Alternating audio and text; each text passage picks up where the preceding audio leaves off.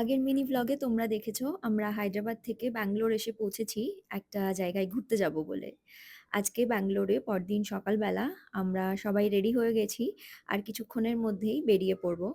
তবে এবার আমরা দুজন যাচ্ছি না, সাথে আছে আমার ছোট বোনও। গাড়ি চলতে শুরু করার 1 কিলোমিটারের মধ্যেই আমাদের প্রথম স্টপ ডাবের জল খাওয়ার জন্য।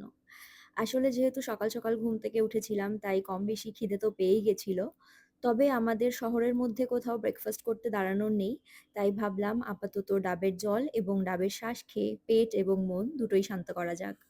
এরপর হাইওয়ে ধরে কিছুটা এগোতেই এলো আমাদের প্রথম টোল প্লাজা, এবং সেখানে একজন বয়স্ক আম্মা বিক্রি করছিলেন এই সুন্দর ফ্রেশ বেলফুলের মালা। যদিও আমার এই মালাটা কেনার কোনো প্রয়োজন ছিল না, কিন্তু অপর দিকের মানুষটির প্রয়োজনের কথা ভেবে কিনে নিলাম।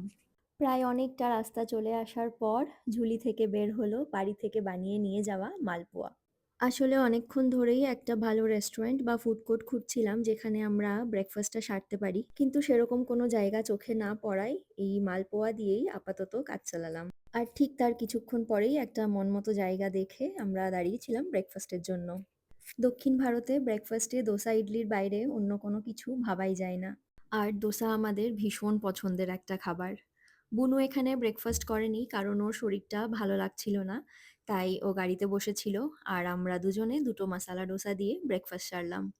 এরপর সৌরভকে পাঠিয়ে দিলাম ব্যাক সিটে কিছুটা রেস্ট করার জন্য, এবং আমি চলে এলাম ড্রাইভিং সিটে।